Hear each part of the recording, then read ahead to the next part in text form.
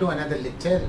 मैं हूं नासिर शेख। आज हम शुरू करने वाले हैं बाइनोमियल डिस्ट्रीब्यूशन। जो क्लास 12 का नया सिलेबस है उसमें जो आपका लास्ट चैप्टर है बाइनोमियल डिस्ट्रीब्यूशन, हम उसको शुरू करने वाले हैं आज। इससे पहले हमने प्रोबेबिलिटी डिस्ट्रीब्यूशन देखा है।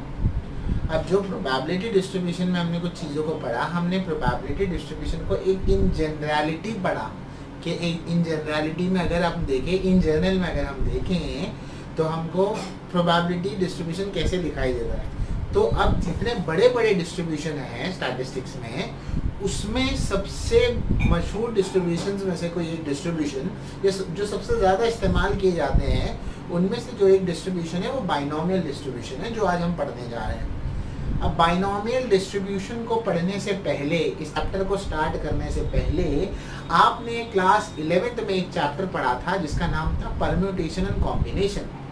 मैं अक्सर ये मानकर चलता हूँ कि अक्सर स्टूडेंट्स और फैकल्टीज इस चैप्टर पर ज़्यादा ध्यान नहीं देते, उसको थोड़ा सा पढ़ाकर हम आगे निकल जाते हैं और हम उसका काफ़ी पार्ट स्किप कर देते हैं।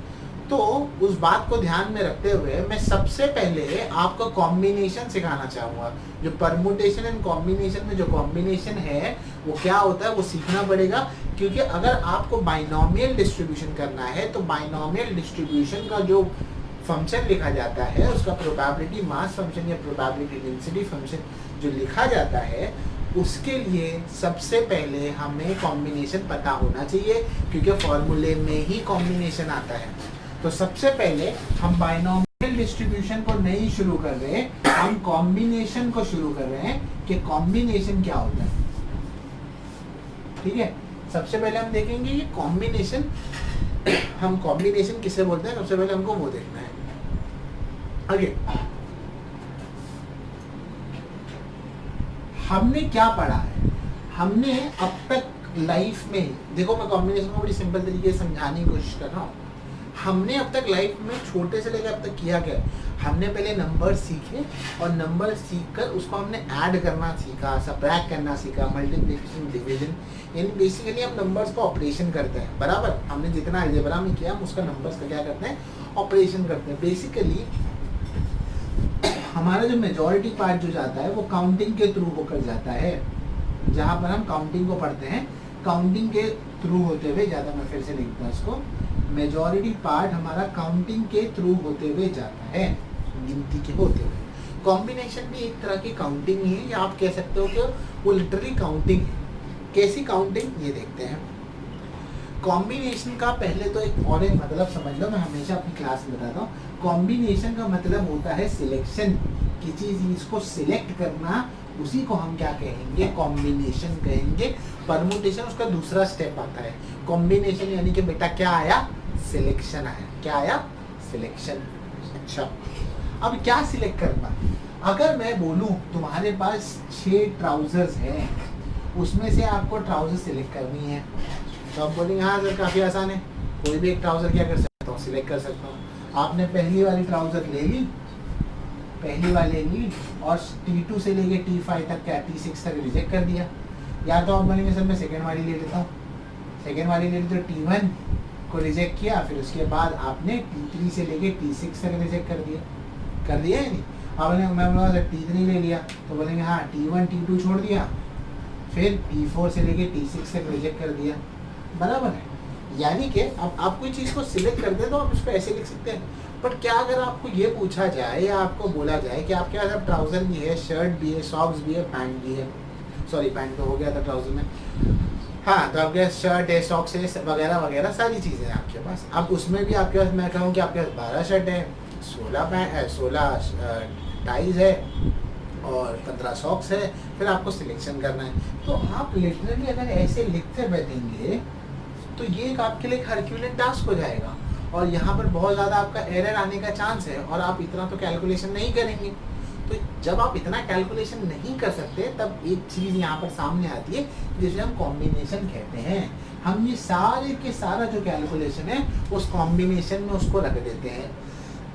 कैसे, ये देखो, अगर मैं कहूँ मेरे पास 6 पेन है और 6 में से मुझे कोई 4 पेन को सिलेक्ट करना है, मैंने क्या कहा, I have 6 pens and I want to select 4 pens among 6 pens, तो क्या होगा, तो can I right like this, मेरे पास 6 पेन है, कॉम्बिनेशन में हम लिखते हैं सी माने कॉम्बिनेशन होता है, ठीक है, कॉम्बिनेशन होता है।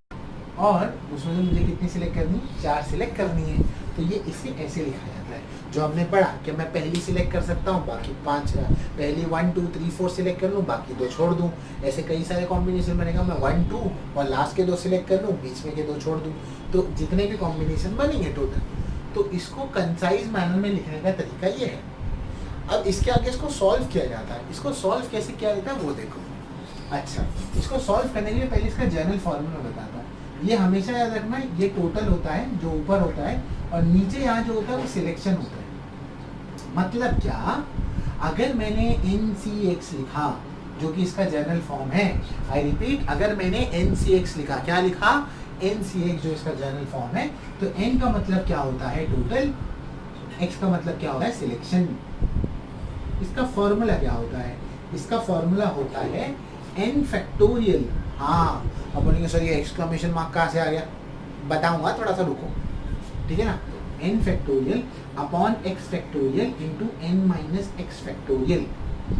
फैक्टोरियल बेसिकली है क्या, फैक्टोरियल बेसिकली एक तरह का कैलकुलेशन है। मतलब आप कोई भी सिलेक्शन करते हो, अगर मुझे 5 4 या सपोज करो 5 चेयर्स है मेरे पास और मुझे बैठना है, मैं पहले रूम में आया और मुझे बैठना है, मैं किस पर बैठ सकता हूँ, किसी पर भी, 5 चेयर में से किसी पर भी बैठ सकता हूँ। तो मेरे पास कितने तरीके हैं चेयर को चूज करने के, 5 तरीके हैं। फिर मेरा दोस्त आता है, सुल्तान नाम है उसका, सुल्तान आता है, मैं तो बैठ गया। अब सुल्तान के पास कितनी चॉइसेस कम हो गई, एक चॉइस कम हो गई, तो सुल्तान के पास कितनी चॉइस रहेगी, 4। फिर उसके बाद उसका दोस्त आता है मुल्तान, उसके पास कितनी होगी, 3। फिर रोहन आता है, उसके पास 2, और आखिरी में सोहम आ जाता है, उसको जो चेयर मिल गई वो क्या हो जाएगा, बैठ जाएगा, बराबर। तो यहाँ पर जो चॉइसेस के अरेंजमेंट है जो कि कहाँ तक जाते हैं, 1 तक, तो मैं इसको टर्म क्या कर दूंगा, फैक्टोरियल। तो ये क्या बन गया आपका, 5 फैक्टोरियल बन गया, समझे। तो फैक्टोरियल बेसिकली, अगर आपको मैं कहूँ कि 3 फैक्टोरियल, तो 3 फैक्टोरियल का क्या मतलब होगा, बोलो, 3 इंटू 2 इंटू 1।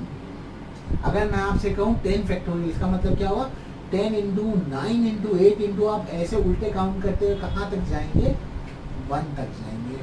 तो ये आपका क्या आएगा, फैक्टोरियल आएगा। एक इन्फॉर्मेशन आपको बता देता हूँ मैं, आपने ग्राफ बहुत सारे देखे होंगे। एक ग्राफ होता है एक्सपोनेंशियल ग्राफ, आपको पता है एक्सपोनेंशियल से भी काफी ज्यादा फास्ट कौन सा चीज होता है, वो होता है ये कॉम्बिनेशन वाला पार्ट। अगर आप ऐसे मान लो कि एक्सपोनेंशियल स्नेल होता है इसके सामने, एक्सपोनेंशियल आपने सुना होगा ना ये word, exponential growth. Exponential growth बोले, देखो एक्सपोनेंशियल ग्राफ कुछ ऐसे दिखाई देता है, जो ऐसे जाता है, उससे कई ज़्यादा फास्ट जो है, अगर इसका बनाया जाए ना, इसका कर्व बनाया जाए, तो इससे कई ज़्यादा फास्ट होगा ये, ठीक है। बताना चाहता हूँ कि मैं इतनी बड़ी बड़ी वैल्यूज को हम इसमें क्या कर देते हैं, ऐड कर देते हैं। तो बेसिकली हम कहाँ तक आ गए, फैक्टोरियल तक आ गए। अब ये फैक्टोरियल तक आने के बाद क्या, अब इस फैक्टोरियल तक आने के बाद अब मैं आपको एक कैलकुलेशन करके दिखाता हूँ। 64 का कैलकुलेशन ले लेते हैं। अच्छा, ये 2 बात और याद रखो, 1 फैक्टोरियल 1 होता है और 0 फैक्टोरियल भी 1 होता है। हाँ, ऑब्जेक्शन मत उठाओ, रुक जाओ, है ना, 0 फैक्टोरियल और 1 कैसे हो गया, रुको। किसी चीज को नई भी अरेंज करने के तरीके कितने होते हैं, 1। तो 0 फैक्टोरियल हमेशा क्या होता है, 1। आगे जितना आर्ग्यूमेंट करना है कमेंट सेक्शन में कर सकते हो, वरना एक्सप्लेनेशन करूंगा तो वीडियो और लंबी हो जाएगी, ठीक है। आर्ग्यूमेंट ओपन है कमेंट सेक्शन के लिए। तो 0 फैक्टोरियल क्या होता है, 1। और मैं चैलेंज करता हूँ, अगर इसमें और कुछ प्रूफ करना है और कोई बात है तो बता सकते हो, या कोई एक्स्ट्रा कुछ बात है तो वो भी बता सकते हो, मोस्ट वेलकम। तो 1 फैक्टोरियल 1 होता है और 0 फैक्टोरियल भी क्या होता है, 1 होता है। अब हम आते हैं 64 को कैलकुलेट करने के लिए कि हम 64 को कैसे कैलकुलेट करेंगे। 64 को कैलकुलेट करेंगे हम 6 फैक्टोरियल अपॉन 4 फैक्टोरियल। क्यों, पहले n फैक्टोरियल लिखा जाता तो ये n था, ये क्या था, x था। अब n को x से माइनस करो, यानी 6 माइनस 4 कितना हो जाएगा, 2। तो ये कितना आ जाएगा यहाँ पर, 2 फैक्टोरियल। अब इसको कैलकुलेट कैसे करेंगे, नीचे में दोनों में से बड़ा नंबर देखो कौन सा है, 4। तो ये 6 को 1 तक मत लेके जाओ, 6 को ओपन करो। 6 फैक्टोरियल मतलब क्या, 6 इंटू 5 इंटू 4 इंटू 3 इंटू 1 होगा, तो आपको 1 तक नहीं आना। आप नीचे नंबर देखो कहाँ है, 4 है, तो 5 इंटू 4 फैक्टोरियल पर रुक जाओ। ये 4 फैक्टोरियल वैसे ही रहने दो। 2 फैक्टोरियल 2 होगा, क्योंकि 2 फैक्टोरियल यानी कि क्या, 2 इंटू 1, और 2 1 का क्या होगा, 2 होगा, तो यहाँ पर ये 2 आ जाएगा। तो ये 4 फैक्टोरियल और 4 फैक्टोरियल क्या हो जाएगा, कैंसिल। यहाँ क्या बचेगा, 2 1 जा, 2 3 जा, 3 5 जा, कितना आ जाएगा, 15 आ जाएगा।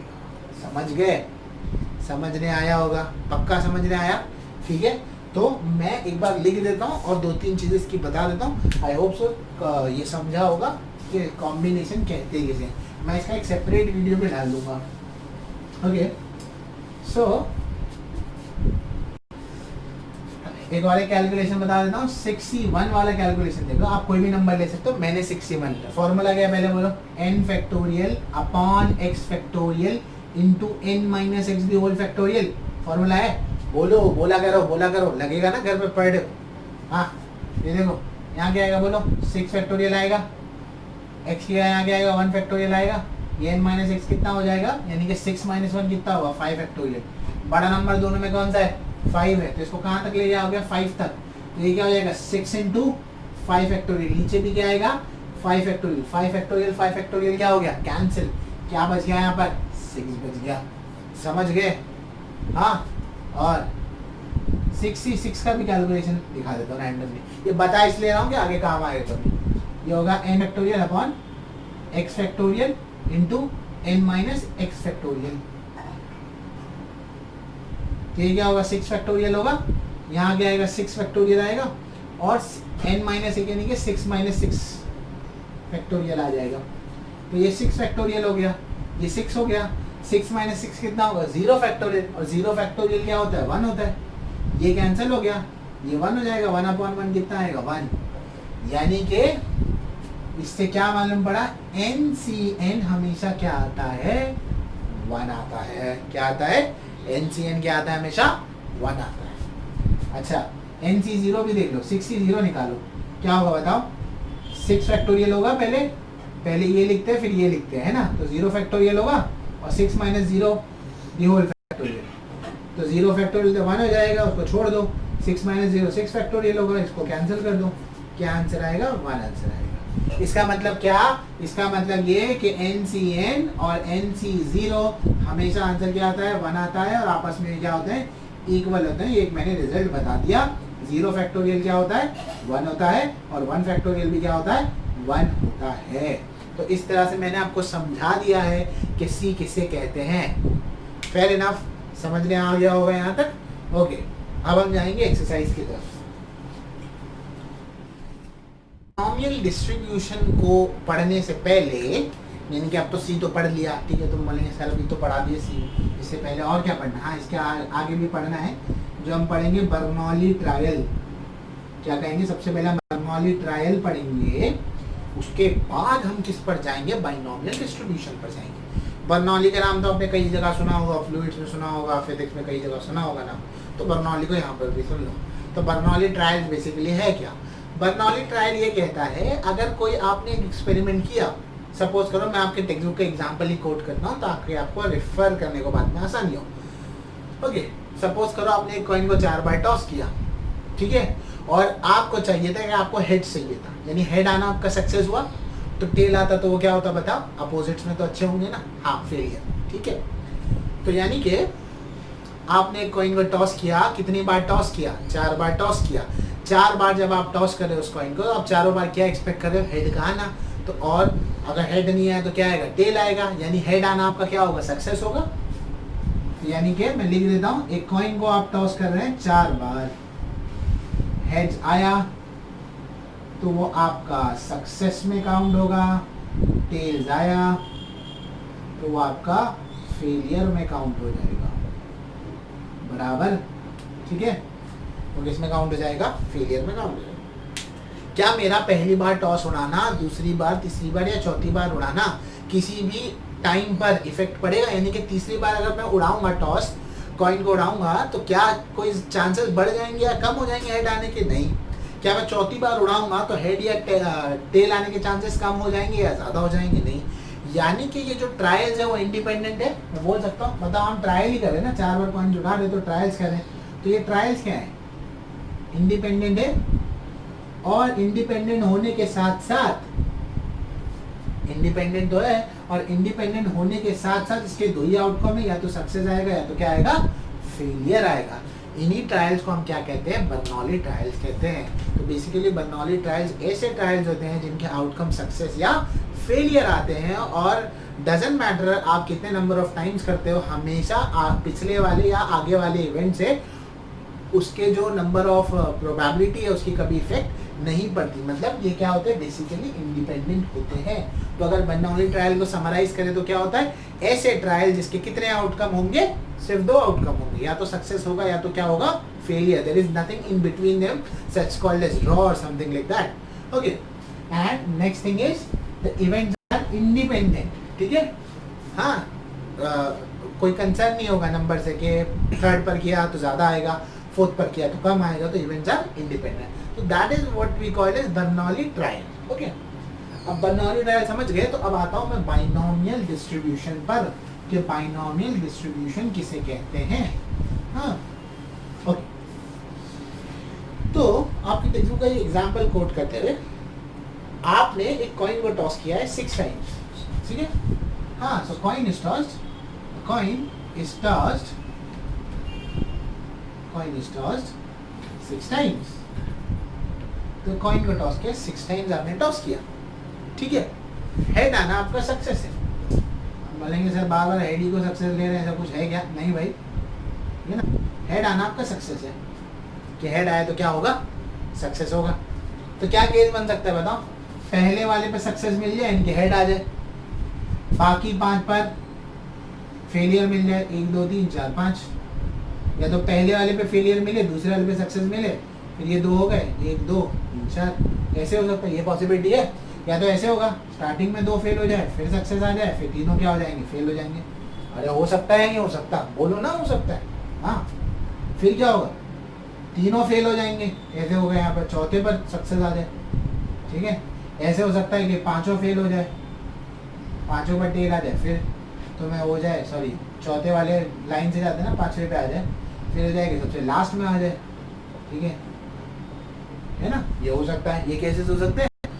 ये तो वो केस हो गए जिसमें हमने कॉइन का सिर्फ एक बार सक्सेस अज्यूम किया। ऐसा भी तो हो सकता है कि सक्सेस 2 बार आए और 4 बार फेलियर आए, फिर ये सक्सेस यहाँ आ जाए, ये सक्सेस यहाँ आ जाए, 4 बार फेलियर आ जाए।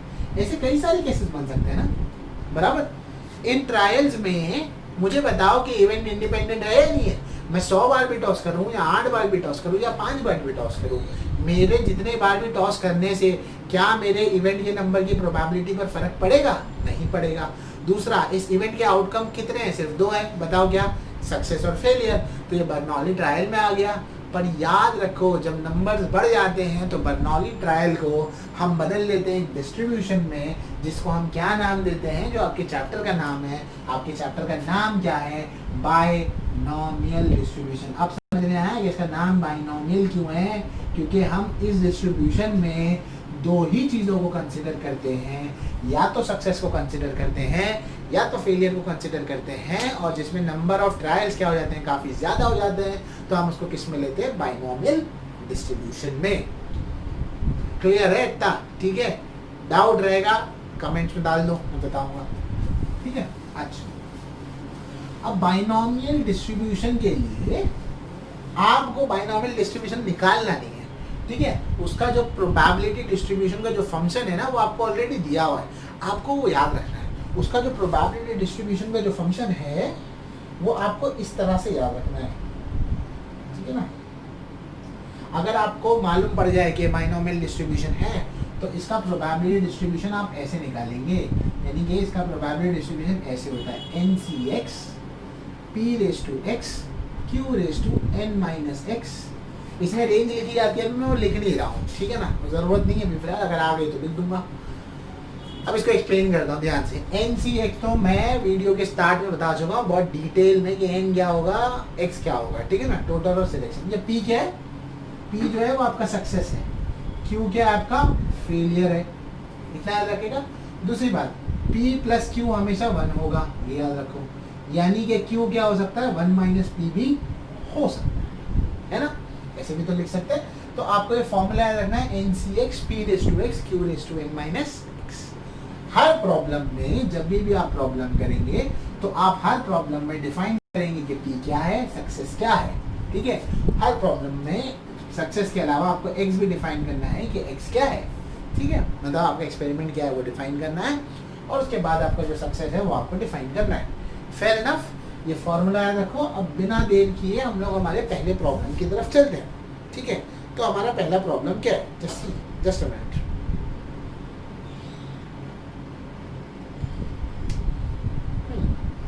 तो हमारा पहला प्रॉब्लम डाई के ऊपर है,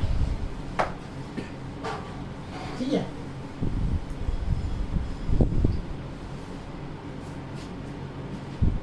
ओके, हमारा पहला प्रॉब्लम देखो क्या। तो हमारा पहला प्रॉब्लम ये कह रहा है, just a minute, I lost my page. तो पहला प्रॉब्लम हमारा कह रहा है अ डाई इज थ्रोन 6 टाइम्स। एक डाई को कितनी बार थ्रो किया बेटा? 6 बार, बार बार बार बार, ठीक है। If getting an odd number is a success, odd number मिला तो आप जीते, आपकी सक्सेस होगी, ठीक है। What is the probability that 5 success, at least 5 success, at most 5 success? ये आपको पूछा गया है, मतलब कुछ समझ रहे हो? यानी कि एक डाई को आपने 6 बार थ्रो किया, 6 बार थ्रो करने के बाद आपको ऑड आया तो सक्सेस होगा, तो इवन आया तो क्या होगा? फेलियर होगा, ठीक है ना। तो एक डाई में ऑड नंबर कौन से होते हैं? 1, 3 और 5, आपको ऑड मिल जाएंगे, और 2, 4 और 6 क्या मिल जाएगा? आपको इवन नंबर मिल जाएगा, ठीक है। अच्छा, हाँ, तो अब आपने डाई को थ्रो किया, ऑड आया तो सक्सेस है, इवन आया तो फेलियर है। तो आप ऐसे लिखेंगे पहले वाले सम में, throwing a die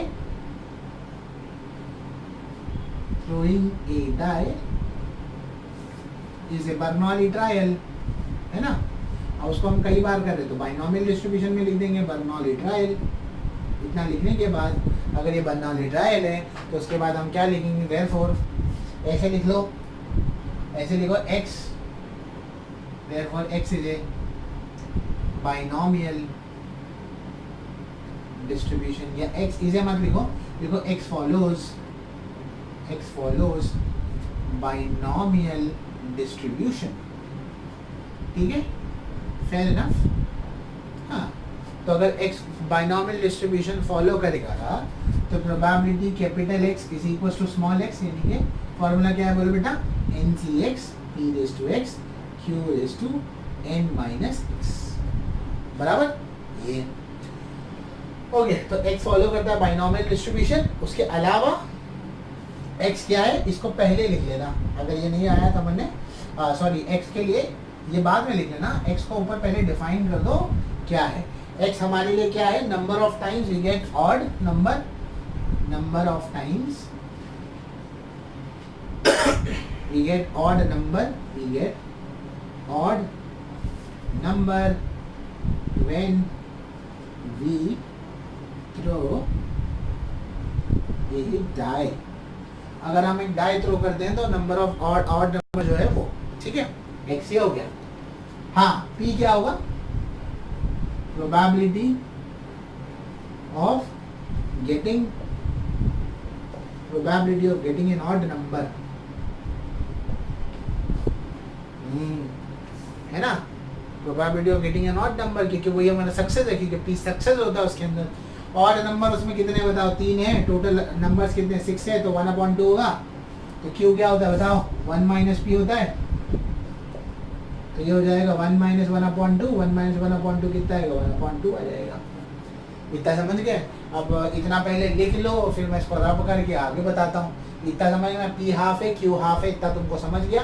एक्स तुमको मालूम है कि क्या है? नंबर ऑफ ऑड नंबर्स आने चाहिए जब हम डाई को क्या करें? थ्रो करें, ठीक है। तो सवाल की तरफ बढ़ते हैं। सवाल ओके, तो पहला उसमें हमारा क्वेश्चन है 5 सक्सेस। कितने सक्सेस चाहिए? 5 सक्सेस चाहिए। 5 सक्सेस चाहिए तो बताओ probability x is equal to getting an odd number, और ऑड नंबर ही हमको चाहिए, ऑड ही सक्सेस हमारा, तो x इज इक्वल टू क्या आएगा? 5 आएगा। फॉर्मूला क्या है बताओ इसके लिए? फॉर्मूला था बेटा हमारे पास NCX p raised to x q raised to n minus x। Fair enough. Total कितना है? n कितना है? 6 है, सॉरी n बताना भूल गया था, 6 बार थ्रो कर रहे हो, टोटल n कितना होगा? 6 होगा, मेंशन कर लेना हो। तो ये कितना आएगा बोलो? 65 आएगा। p क्या? 1/2 रेज टू x है, x कितना है? 5 है, और q क्या होगा n माइनस एक्स, यानी 6 माइनस 5 कितना होगा 1 होगा। अब की बार नीचे का दोनों का बेस सेम है तो पावर ऐड हो जाएगा, तो ये तो 65 रहेगा और ये हो जाएगा 1/2 द होल रेस टू कितना हो जाएगा 6। कैलकुलेशन बताया हूँ, कैलकुलेशन कैसे होगा 6 फैक्टोरियल 5 फैक्टोरियल और 6 माइनस 5 द होल फैक्टोरियल करना है तो कितना आएगा 1 फैक्टोरियल आएगा, और यहाँ पर क्या है 1/2 raise to 6। Got it? Okay, next तो 6 इंटू इन दोनों में से बड़ा नंबर कौन सा है 5 फैक्टोरियल है, तो उसको कहाँ तक लेके जाओगे 5 फैक्टोरियल तक लेके जाओगे। नीचे भी क्या है 5 फैक्टोरियल है। ओके, यहाँ पर क्या होगा 2 रेस टू 6 है, 2 रेस टू 6 है ना, तो अभी 2 इंटू 2 रेस टू 5 कर दो, बता दूंगा क्यों। ये और ये क्या हो गया कैंसिल हो गया, 2 रेस टू 6 समझे ना, ये ऐसे किया तो ये 2 1 और ये 2 3 हो जाएगा, और ये क्या है 3/2 रेस टू 5, 2 रेस टू 5 क्या होता है 32 होता है। तो ये तुम्हारा क्या हो गया पहला आंसर आ गया। होप सो समझा होगा, ठीक है। अच्छा, ये होने के बाद let us move on to the next sum. Next part इसका ये देखते हैं। अभी नेक्स्ट पार्ट में वो क्या कह रहा है, नेक्स्ट पार्ट में वो कह रहा है कि एटलीस्ट 5 आना चाहिए, एटलीस्ट 5 से एटलीस्ट 5 यानी कि कितने आ सकते हैं मैक्सिमम 6 आ सकते हैं, यानी कि कितनी प्रोबेबिलिटी निकालनी पड़ेगी x इक्वल टू 5 पर भी निकालनी पड़ेगी, x इक्वल टू 6 पर भी निकालनी पड़ेगी। एटलीस्ट समझते हो ना 10th का बेसिक, उससे ऊपर जा सकते हो राइट। हाँ, x इक्वल टू 5 पर तो निकाले थे ना, डजंट मैटर फिर से निकाल लेना। फॉर्मूला याद है NCX से, n कितना है 65, p क्या था 1/2 रेस टू 5, q क्या है 1/2 रेस टू 1 प्लस यहाँ पर x 6 है तो 6 में से NCX n6 और x भी क्या है 6, 1/2 रेस टू कितना हो जाएगा 6, NCX p raise to x था ना, x 6 था तो 6 आ गया, q raise to n minus x, 6 minus 6 बेटा कितना होगा 0, समझे। अच्छा 65 ऊपर निकाला था, फिर से निकाल देता हूँ आपकी कन्वीनियंस के लिए चाहिए तो। चलो ये 6 फैक्टोरियल यहाँ होगा, यहाँ 5 फैक्टोरियल होगा, 6 माइनस 1 कितना होगा 6 माइनस 5 कितना हो जाएगा 1 फैक्टोरियल, और यहाँ पर आपको मालूम है क्या होगा 1/2 रेस टू 6। 6 से 6 निकालना है, वीडियो में बताया था NCN क्या होता है 1 होता है, फिर से बता देता हूँ। यहाँ 6 फैक्टोरियल होगा, यहाँ 6 फैक्टोरियल होगा, और 6 माइनस 6 कितना होगा 0 फैक्टोरियल। 0 फैक्टोरियल क्या होता है 1 होता है, और यहाँ पर पावर ऐड भी कर लोगे तो सेम ही रहेगा 1/2 रेस टू 6 रहेगा। यहाँ पर दोनों में से 1/2 रेस टू 6 को कॉमन निकाल लो बाहर, ठीक है। अंदर जो कैलकुलेशन यहाँ पर बचेगा वो क्या होगा बताओ, ये ओरली कर लो, 6 इंटू 5 फैक्टोरियल हो जाएगा, 5 फैक्टोरियल कैंसिल, और यहाँ से क्या आएगा 6 आएगा, ये पूरा कैंसिल हो जाएगा, ये सब है ना 0 फैक्टोरियल 1 होगा, सब कैंसिल होगा तो 1 हो जाएगा। तो फाइनल आंसर तुम्हें मिलेगा क्या 6 + 1 कितना मिलेगा 7, और यहाँ क्या होगा 2 रेस टू 6। चाहे तो 32 लिखो, नहीं चाहिए तो मत लिखो। ये था तुम्हारा सेकेंड पार्ट। Fair enough. क्या हम जा सकते हैं इसके थर्ड पार्ट पर? अब थर्ड पार्ट पर देखते हैं क्या होता है। थर्ड पार्ट के लिए थोड़ी सी चतुरता दिखाओ। चतुरता समझते हो ना? हाँ, चतुरता, थोड़ी सी इंटेलिजेंस, थोड़ी सी स्मार्टनेस दिखाओ थर्ड पार्ट के लिए। देखो थर्ड पार्ट के लिए क्या स्मार्टनेस है, बहुत ज़्यादा स्मार्टनेस नहीं दिखानी है। एटमॉस 5 बोल रहा है। अब एटमॉस 5 का क्या मतलब है, जिन्होंने भूल गया उनको बता दूं। एटमॉस 5 का क्या मतलब है बताओ? एटमॉस 5 सक्सेस चाहिए उनको। एटमॉस 5 मतलब ज्यादा से ज्यादा 5 तक जाना, यानी वो 0 भी हो सकता है, 1 2 3 4 5 है ना। हमने टोटल कितनी बार टॉस किया, मतलब कितनी बार डाई को थ्रो किया, 6 टाइम्स। तो क्या मैं ऐसे बोल सकता हूँ probability x is equal to 0, probability x equal to 1, sorry ऐसे करते करते probability x is equal to 6, सारी प्रोबेबिलिटी मिलाकर 1 आंसर आएगा। ये तो सत्य वचन है ना, सभी को मालूम है ये होता ही है। जितनी भी दुनिया में प्रोबेबिलिटी, अगर उस डिस्ट्रीब्यूशन को 1 लाख डिस्ट्रीब्यूशन में भी बदल दूं मैं, तो 1 लाख डिस्ट्रीब्यूशन में मिलाकर कितना होगा, 1 ही होगा।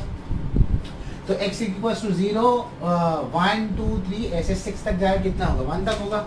हमें क्या निकालना है प्रोबेबिलिटी एटमॉस 5। एटमॉस 5 मतलब हमारा इंटरेस्ट क्या है, प्रोबेबिलिटी 0 से 5 तक निकालना। तो क्या मैं ऐसे कर सकता हूँ, x is equal to 0, x is equal to 1, x equal to 2, x equal to 3, x equal to 4, x is equal to 5 is equals to 1 minus probability x equal to 6 कर सकता हूँ यहाँ पर डायरेक्ट? नहीं समझे? समझे नहीं? समझे होंगे ना? हाँ, आपको 0 से 5 तक निकालना है और ये किसके इक्वल? इसके इक्वल है। अब ये इतना बड़ा कैलकुलेशन निकालने से बेटर क्या है, आप ये निकाल लो। क्या है ये? 1 minus probability x equal to 6 निकाल लो। यानी कि एटमोस्ट 5 सक्सेस के लिए आप क्या निकाल सकते हो? 1 minus probability x is equal to 6 को निकाल सकते हो। Fair enough? बस, यानी कि आपको क्या निकालना है? 1 minus probability x equal to 6 निकालना है। वो आपको सारी चीजें दे देगा। होप सो ये आइडिया क्लियर होगा। नहीं समझा तो पूछ लेना। हाँ, फॉर्मूला क्या था? लिख देता हूँ, n c x था, p रेज टू x था, q raise to n minus x था। बराबर फॉर्मूला था आपका 1 माइनस टोटल कितने हैं बताओ? टोटल बताओ। टोटल 6 थे। 6 में से 6 ये पहले निकाले थे ना, और ये 6 माइनस 6 कितना आ जाएगा? 0। Fair enough? आगे कैलकुलेशन क्या होगा बताओ? 1 माइनस 66 1 होगा, पढ़ा था, ये 1 हो जाएगा, ये भी 1 हो जाएगा। यहाँ पर क्या आएगा? 1/2 रेज टू 6 हो जाएगा। Fair enough?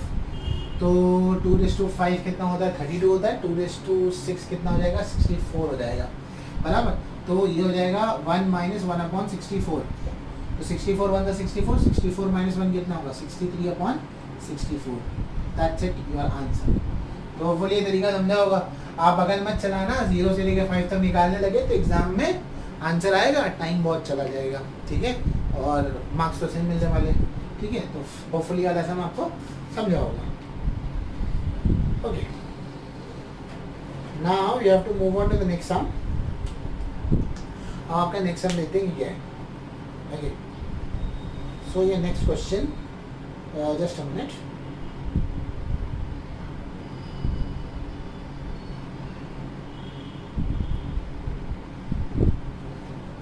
सो आपका नेक्स्ट क्वेश्चन देखो क्या है। नेक्स्ट क्वेश्चन है पेयर ऑफ डाइस के ऊपर फिर से। ठीक है, अब यहाँ पर एक डाई नहीं है, 2 डाई है।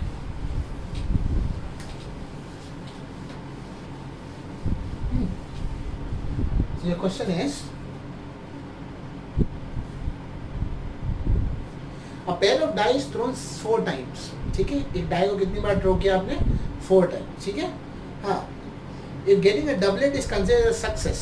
Getting a doublet यानी कि 1 1 2 2 3 3 4 4 5 5 6 ये सक्सेस है। Find the probability of 2 success. कितने सक्सेस आने चाहिए? 2 सक्सेस आने चाहिए। समझ गए? एक डाई थ्रो किया, नंबर सेम नंबर आना सक्सेस है, तो हमें पता लगाना है 2 के लिए कितना होगा। ठीक है, तो हमारा सेकंड क्वेश्चन है, x पहले डिफाइन कर दो क्या है। x है number of doublets. Number of doublets, fair enough? x क्या है हमारा? Number of doublets. डबलेट्स आना है। ठीक है, x बर्नौली ट्रायल है क्योंकि सक्सेस और फेलियर है। x follows Bernoulli trial, x follows Bernoulli trial. अगर ये हमने लिख दिया कि क्या फॉलो करता है, तो अगर x फॉलोज बर्नौली ट्रायल, तो अगर ये बर्नौली ट्रायल फॉलो करता है ना, प्रोबेबिलिटी p क्या होगा हमारा? p प्रोबेबिलिटी होगा getting a doublet. Getting a doublet. अगर डबलेट आना हमारा p है यानी कि सक्सेस है। कितने डबलेट है? 6 डबलेट है ना, 1 1 2 2 3, और टोटल कितने हैं? 36 है। कितना होगा? 1/6। Fair enough? ये 1/6 होगा तो q क्या होता है? 1 minus p। 1 minus 1/6, 6 1 6, 5/6। Fair enough? समझ रहा है? ओके, आपको कितने डबलेट चाहिए? 2 चाहिए, तो प्रोबेबिलिटी x इक्वल टू किस पे निकालोगे? 2 पर निकालोगे। बस हो गया। फॉर्मूला क्या है बोलो? n c x p raise to x q raise to n minus 6। Fair enough? Total कितने हैं? सॉरी, मैं बार बार लिखना भूल जाता हूँ। आपको डाई जो है आपको कितना है? पेयर ऑफ 4 टाइम्स, तो n कितना है आपका? 4 है। 4 आपका है n, तो 4 c। x कितना है? 2 है। p कितना है बेटा? 1/6 है। p रेज टू x यानी कि 2 आएगा यहाँ पर, और ये कितना होगा? 5/6, और 4 माइनस 2 कितना हो जाएगा? 2 हो जाएगा। समझ गए? बराबर। n c x p raise to x q raise to n minus x। यहाँ तक होने के बाद क्या करेंगे? 4c2 निकालने के लिए क्या करेंगे? पहले ये जो नंबर रहता है वो लिखते, फिर ये जो नंबर रहता है वो लिखते, फिर इन दोनों को माइनस करके लिखते हैं, यानी कि 4 माइनस 2 कितना हो जाएगा? 2 फैक्टोरियल। Fair enough? अच्छा, यहाँ पर बेस सेम नहीं है तो पावर ऐड नहीं होगा, ऐसी गलती मत करना। बट कुछ और कर सकते हो, यहाँ 1 का स्क्वायर 1 होगा, छोड़ दो, ये 6 स्क्वायर है और ये 6 है, तो यहाँ पर तुम ऐसे लिख सकते हो, ये 1/6 हो सकता है, और ये 5 स्क्वायर वैसे का वैसे, तो यानी कि 5 स्क्वायर वैसे का वैसे। कैलकुलेशन समझा? ये 2 6 और ये 2 6 कितने हो गए, 4 6 हो गए, और ये क्या हो गया 5 का स्क्वायर। यहाँ क्या हो जाएगा बताओ, यहाँ आप 2 तक ले, दोनों 2 तक है तो 2 तक ले लो, 4 × 3 × 2 फैक्टोरियल, यहाँ एक 2 फैक्टोरियल कैंसिल हो जाएगा, और ये वाले 2 फैक्टोरियल को सिर्फ 2 लिख दो, क्योंकि 2 फैक्टोरियल कितना होता है, 2 होता है, ये और ये क्या हो गया कैंसिल, 2 1 2 2 यहाँ क्या बचा है 5 स्क्वायर अपॉन 6/4, ठीक है, ये आपके पास बचा हुआ है। ओके, तो ये कितना हो गया बोलो, 2 3 6 हो जाएगा, ये 5 स्क्वायर अपॉन 6/4 होगा, एक 6 और एक 6 कैंसिल हो जाएगा, तो 5 स्क्वायर अपॉन क्या बचेगा, 6 क्यूब बच जाएगा, है ना, 4 6 थे ना, 5 का स्क्वायर 25 और 6 क्यूब कितना होगा 216। फेयर इनफ, समझ रहे हैं? इस तरह से ये आपका सेकंड प्रॉब्लम यहाँ पर कंप्लीट होता है। होपफुली ये पूरा प्रॉब्लम आपको समझा होगा। नंबर 3 नाउ, क्वेश्चन नंबर 3 क्या बोलता है देखो, there are 5% defective items in large bulk of item, ठीक है, बहुत ज़्यादा बल्क ऑफ आइटम्स है, उसमें 5% डिफेक्टिव है। What is the probability that a sample of 10 items will include not more than 1 defective item? अगर एक सैंपल लिया जाए 10 आइटम्स का, तो उसके अंदर एक से ज़्यादा आइटम्स डिफेक्टिव नहीं मिलने चाहिए, इसकी प्रोबेबिलिटी हमें निकालनी है। कैसे निकालेंगे देखो, अब पहले तो क्या है, x ले लेते हैं। x क्या है, x है हमारा getting a defective item, getting a defective item, एक डिफेक्टिव आइटम का मिलना, ये क्या है आपका x है, ठीक है। दूसरी बात, यहाँ तक होने के बाद एक डिफेक्टिव आइटम का मिलना, ये तो मान लिया x हो गया, तो x फॉलोज बर्नौली ट्रायल, मतलब इसको बर्नौली ट्रायल में क्यों ले लेंगे, इसको बर्नौली ट्रायल में आप इसलिए ले सकते हैं क्योंकि आपको डिफेक्टिव आइटम मिल गया, या तो मिलेगा या तो नहीं मिलेगा, इसीलिए आपके पास 2 चॉइसेस है, तो x फॉलोज बर्नौली ट्रायल। वैसे टेक्निकली देखें तो सारे बर्नौली ट्रायल ही फॉलो करेंगे, क्योंकि इसी चैप्टर को हम देख रहे हैं, ठीक है, इसमें सारे के सारे क्या होंगे, बर्नौली ट्रायल होंगे, x फॉलोज बर्नौली ट्रायल, इतना समझ गए। हाँ, p हमारा सक्सेस क्या है, हमारा बेसिकली सक्सेस ये है कि हमारे पास क्या दिया था, हाँ 5% डिफेक्टिव आइटम्स, ठीक है, getting 5% defective items, getting 5% defective items. अब उसको इसमें मत लेना, सक्सेस का मतलब मुझे अच्छा ही होता है, वो तो प्रॉब्लम को अच्छा बुरा नहीं पता होता है ना, वो तो कुछ भी हो सकता है। गेटिंग 5% डिफेक्टिव आइटम्स, तो 5% का मतलब क्या होता है, 5/100 होता है, 5 1 5 20 तो 1/20 हो गया। Q क्या होगा बताओ, Q हो जाएगा 1 - p, जाएगा 1/1/20, 1 - 20 1 20 -1 कितना हुआ, 19/20। Got it, fair enough. यहाँ तक होने के बाद अब आएंगे हम n पर, ठीक है। टोटल आइटम्स कितने लेने, सैंपल में 10 लेने। हाँ, हमें क्या चाहिए, एक से ज़्यादा डिफेक्टिव आइटम नहीं चाहिए, यानी कि एक डिफेक्टिव आइटम हो सकता है, एक से कम भी हो सकता है, यानी हमारे डिफेक्टिव आइटम या तो 0 होंगे या तो क्या होगा 1 होगा। तो हमें जो रिक्वायर्ड प्रोबेबिलिटी निकालनी है वो कौन सी निकालनी पड़ेगी बताओ, प्रोबेबिलिटी x = 0 और प्रोबेबिलिटी x = 1, ये वाली प्रोबेबिलिटी हमको निकालनी है। इसकी प्रोबेबिलिटी निकालने के लिए फॉर्मूला लिख लेते हैं, अगर लिखना है तो NCx था, तो n क्या है 10 है, c x क्या आएगा 0, p क्या है बोलो, p है हमारा 1/20, है ना। NCx p⁻x आता है तो यहाँ क्या आएगा 0, और q⁻n - x होता है, q क्या है n - x, यानी कि 10 - 0 कितना होगा 10 होगा, ये पहला आ गया। फिर यहाँ क्या आएगा 10c 1 आ जाएगा, क्योंकि यहाँ x 0 था तो 0 आया, यहाँ x 1 था तो 1 आ गया, 1/20 हो जाएगा। 10cx p⁻x, q यानी कि q क्या था 90, और 10 - 1 कितना होगा बेटा 9। Fair enough. अब ये कैलकुलेशन को मैं आगे बढ़ाता हूँ, इतना पहले लिख लो, ठीक है, लिख लिया होगा। हाँ, अब मैं कैलकुलेशन को आगे बढ़ाता हूँ, देखो यहाँ पर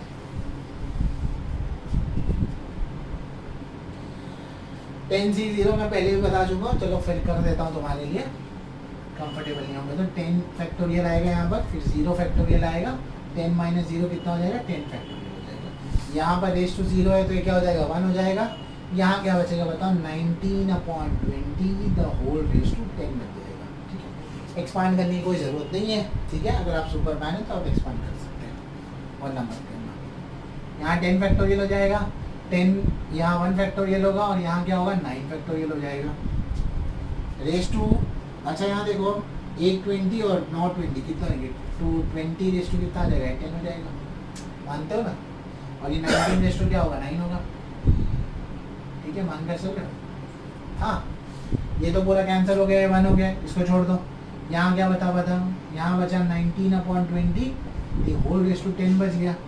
यहाँ पर क्या होगा बेटा, यहाँ अगर ध्यान से देखोगे तो यहाँ हो जाएगा 10 इंटू 9 फैक्टोरियल, 1 फैक्टोरियल तो 1 होगा और ये 9 फैक्टोरियल होगा। कैलकुलेशन देखो ध्यान से, यहाँ क्या बचा है, 19/9 और 20/10 ये बच गया। ये 9 फैक्टोरियल, ये 9 फैक्टोरियल क्या हो गया, कैंसिल हो गया। अब इसके कैंसिल होने के बाद अब हम क्या करेंगे, ये जब कैंसिल हो गया तो ये कैंसिल होने के बाद हम क्या कर सकते हैं, ये हो जाएगा 19 और देखो यहाँ पे 20/10 और ये 20/10, इसको बाहर ले सकते हैं और इसके अलावा भी कुछ बाहर ले सकते हैं हम। यहाँ पर 19/20, 20/10 को बाहर ले लो और 19/9 को बाहर ले लो, क्योंकि यहाँ पर 10 है और यहाँ 9 है तो लेस पावर हमेशा बाहर होता है और यहाँ तो दोनों पावर सेम थे। तो यहाँ से क्या बच जाएगा, यहाँ से 19 चलेगा तो एक 19 बच गया तो उसको लिख दो। यहाँ से क्या बचा है, 10 बचा है, अरे यही बचा है ना आपके पास। और ये 19/9 तो बाहर, 20/10 बाहर हो गया। 19 + 20 क्या हो जाएगा, 29 हो जाएगा। सो 29 अल्टीमेटली, और यहाँ क्या बचेगा, 19/9/20/10। होपफुली इतना ही आंसर पीछे भी होगा। होप सो ये भी आपको समझने आया होगा, कैलकुलेशन थोड़ा सा ध्यान से। हम ये देखते हैं कि अब ये कार्ड पर आ गए हम, हमने डाई किया, फिर 2 डाइस किए, फिर अब हम कार्ड पर आ गए। Question number 4 states that 5 cards are drawn successfully with replacement from a well-shuffled 52 deck of cards. What is the probability? All 5 cards are spade, only 3 cards are spade, none of them is spade. ठीक है, तो आपको पता लगाना है 52 cards है यहाँ पर। एक बार पहले आपने कार्ड निकाला, ठीक है, 5 बार आपको कार्ड निकालने थे पहले केस में। तो जब 5 बार के लिए 5 बार सिलेक्शन होगा कार्ड का, मतलब 52 कार्ड रखे, एक बार कार्ड उठाया, फिर हो गया, एक ट्रायल हो गया, फिर वो कार्ड को रख दो, ठीक है, और फिर करो। ऐसे कितने बार करना है आपको, 5 बार करने हैं, मतलब कई बार करने हैं, जैसे केसेस हैं आपके पास। तो टोटल कार्ड आपके पास 52 हो गए। हाँ, अब वो 52 में तो हमें सारे 52 कार्ड्स को नहीं लेने, हमें सिर्फ क्या करना है, 5 कार्ड को रिप्लेसमेंट के साथ उठाना है, बराबर। तो अगर 5 कार्ड को हमें रिप्लेसमेंट के साथ उठाना है और हमारा कंसर्न ये है कि उसमें 3 केसेस है, 5 स्पेड आए, या तो 3 स्पेड आए, या तो कोई भी स्पेड नहीं आए। तो बताओ x क्या होगा हमारा, x होगा हमारा नंबर ऑफ स्पेड कार्ड, ठीक है, जितने स्पेड कार्ड हमें मिलेंगे। हाँ, p क्या होगा हमारा, probability of getting a spade card, बराबर। अब ये डेक ऑफ कार्ड जो होते हैं हमारे पास, इसका बेसिक्स तो पता होगा, 13 स्पेड कार्ड होते हैं। तो out of 52 you have 13 spades cards, so 13 ones and 13 fours are, that is 1/4. Okay, and what is q then, 1 minus p, same, that will be your 3/4। और हमारा कंसर्न कितने, आप कितने कार्ड ले रहे हैं, आप टोटल ले रहे हैं 5 कार्ड्स, तो n इज इक्वल टू आपका कितना हो जाएगा, 5 हो जाएगा। फेयर इनफ, टोटल आपके पास कितने कार्ड्स हो गए, 5 कार्ड्स हो गए। अच्छा, तो अब हमारा पहला पार्ट क्या है, पहला पार्ट ये है हमारा, हमको कितने चाहिए, सारे के सारे स्पेड होने चाहिए। क्या होने चाहिए, ऑल आर स्पेड, ठीक है। यानी कि आपने कितने कार्ड उठाए, 5 कार्ड उठाए और पांचों के पांचों क्या होने चाहिए, स्पेड होने चाहिए। फॉर्मूला एक बार याद कराने के लिए फिर से लिख देता हूँ, NC(x) P(x) Q(n-x)। ये फॉर्मूला था आपके पास, फेयर इनफ। कितने कार्ड टोटल लिए हमने, n कितने, 5। अब की बार सारे स्पेड होने चाहिए, यानी कि पांचों के पांचों स्पेड होने चाहिए। 5 मेंशन नहीं किया मैंने यहाँ पर, ये 5 हो जाएगा। 5 में से 5 क्या होने चाहिए, स्पेड होने चाहिए। p का वैल्यू लिख दो, यहाँ से p का वैल्यू कितना मिला हमें, p का वैल्यू हमें मिल गया 1/4। तो हमने यहाँ पर 1/4 लिख दिया। तो n c x p raise to x होता है तो यहाँ पर 5 आ जाएगा, और q raise to n minus x होता है तो क्यू क्या है बताओ, 3/4, 5 माइनस 5 क्या हो जाएगा, 0 हो जाएगा। Got it. 5c5 1 हो जाएगा। अब मैं इसको कैलकुलेट नहीं करूंगा, मैंने काफ़ी बार कैलकुलेट किया है। रेस टू 0 है, ये भी 1 हो जाएगा। यहाँ पर क्या बचेगा, 1/4 रेस टू 5। ठीक है, इसका 4 का पावर कैलकुलेट कर लेना, that will be a final answer for the first one. Hope so you got the question. Okay okay, हाँ अब इसका सेकेंड पार्ट पे आ जाए। इसका सेकेंड पार्ट क्या कह रहा है, इसका सेकेंड पार्ट जो है वो कह रहा है ओनली 3 कार्ड्स आर स्पेड। अगर 3 कार्ड स्पेड चाहिए तो प्रोबेबिलिटी एक्स इक्वल टू कितने पे निकालनी है, 3 पर निकालनी है। तो ये क्या होगा बताओ, 5c3 हो जाएगा, राइट।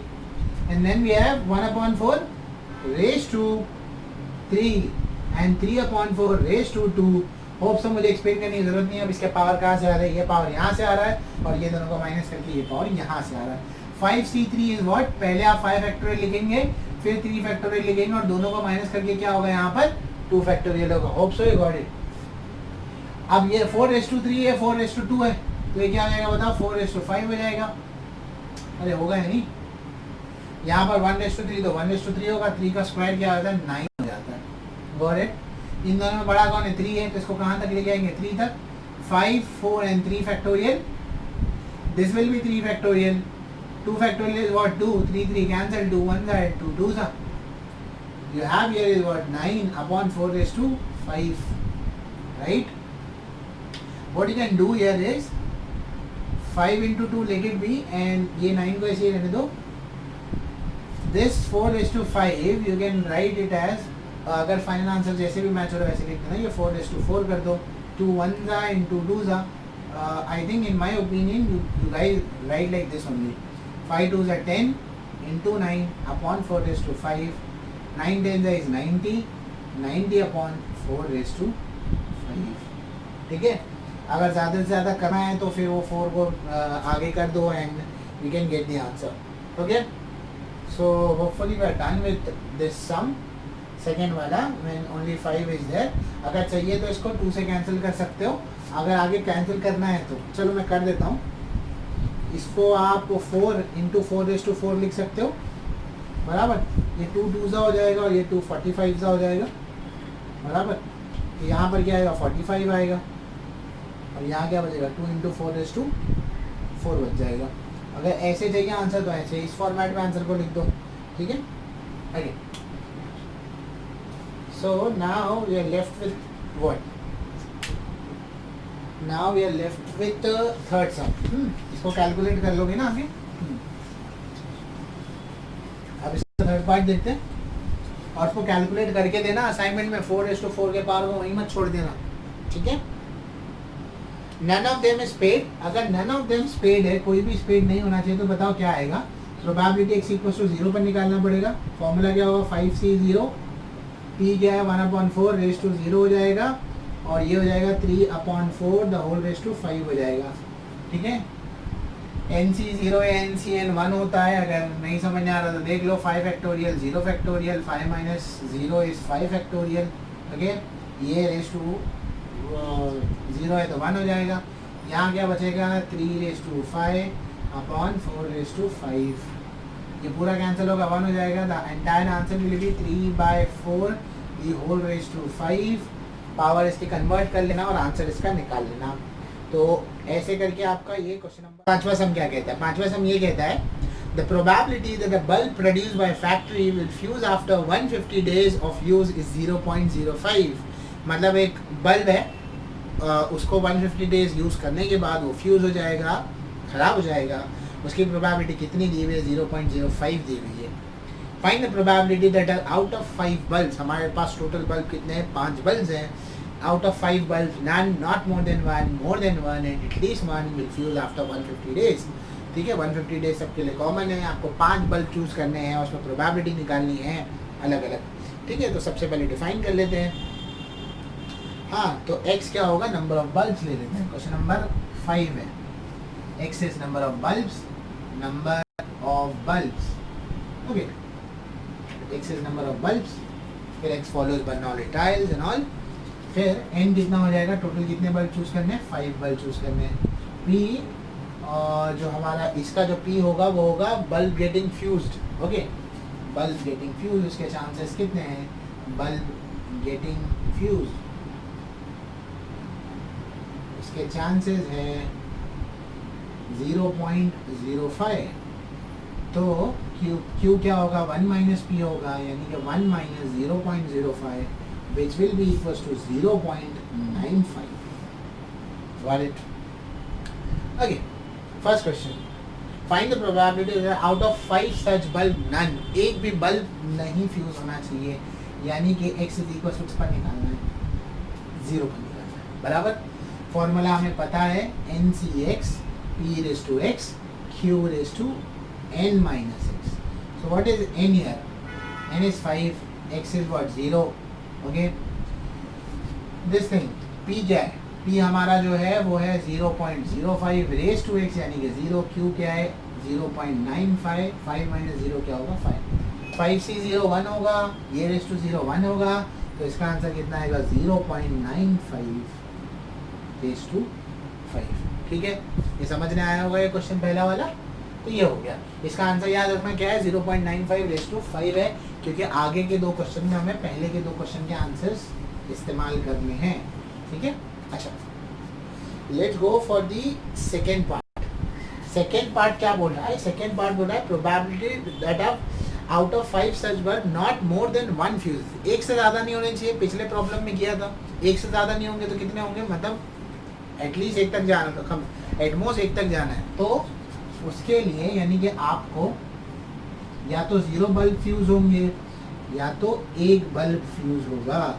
0 बल्ब के लिए अभी निकाला था 0.95 रेज़ टू 5 था, बट फिर से मैं लिख देता हूँ उसको, वो क्या था 5c0 था, p क्या है 0.05 रेज़ टू 0 और ये क्या था 0.95 रेज़ टू 5 था।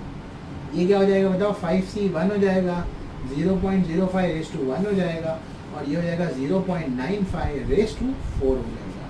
बराबर, इसको अगर यहाँ पे कैलकुलेट करेंगे तो ये इसको तो ऐसे ही छोड़ना है, 0.95 रेज़ टू 5 प्लस 5c1 कितना हो जाएगा 5 हो जाएगा, पढ़ा था हम लोगों ने अभी।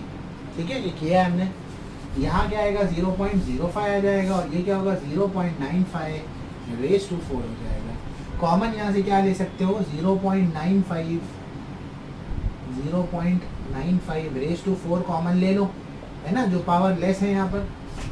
तो यहाँ पर 5 थे 4 चले गए तो क्या बचेगा 0.95 बच जाएगा, प्लस यहाँ पर क्या बच जाएगा, यहाँ बच जाएगा 5 इंटू 0.05। ठीक है, अब आगे अगर इसका कैलकुलेशन करना है तो इसको कैलकुलेट आगे करते हैं। देखो थोड़ा सा इसको ऐसे ही रखो, 0.95 रेज़ टू 4 वैसे ही रख दो, ये हो जाएगा 0.95। इसको कैलकुलेट करके तो देखो ये 5 5 25 हो जाएगा, तो ये 0.25 हो जाएगा।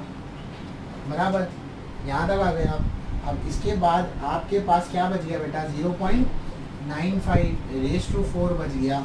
अब इसको कैलकुलेट करोगे तो ये हो जाएगा आपके पास, इसको ऐड कर लो, 0.5 ऐड करोगे तो 1 हो जाएगा और इतना बच गया तो ये हो जाएगा 1.20, यानी कि 1.2 ले लो। ठीक है, फाइनल आंसर मैं यहीं पर इतना छोड़ देता हूँ क्योंकि रेज़ टू 4 कैलकुलेट करना काफ़ी बड़ा हो जाएगा। होपफुली आप इतने आंसर पर सेटिस्फाइड होंगे। ठीक है, अगर बहुत ज़्यादा कैलकुलेट करना है तो फिर लॉग लगाओ, क्योंकि कैलकुलेशन थोड़ा सा बड़ा हो जाएगा इस पर। ओके, तो इसका आंसर भी याद रखो 0.95 रेज़ टू 4 इंटू 1.2 था। पहला वाला आंसर मैं यहाँ पे लिख देता हूँ, मैं याद रखना है क्योंकि काम आएगा।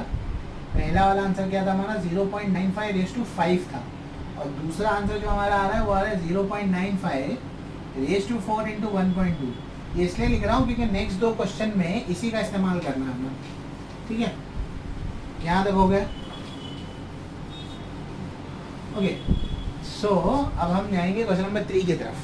तो क्वेश्चन नंबर 3 क्या कह रहा है, क्वेश्चन नंबर 3 कह रहा है probability that out of 5 such bulb more than 1 fuses, एक से ज़्यादा फ्यूज़ होना चाहिए। एक से ज़्यादा फ्यूज़ होना चाहिए मतलब क्या, एक से ज़्यादा तो यहाँ पर 2 होंगे, 3 होंगे, 4 होंगे या तो 5 होंगे, यानी इतनी सारी प्रोबेबिलिटी निकालनी पड़ेगी। कहाँ से कहाँ तक प्रोबेबिलिटी निकालनी पड़ेगी, 2 के लिए अलग, 3 के लिए अलग, 4 के लिए अलग, 5 के लिए अलग, इतनी प्रोबेबिलिटी निकाल के प्लस करनी पड़ेगी।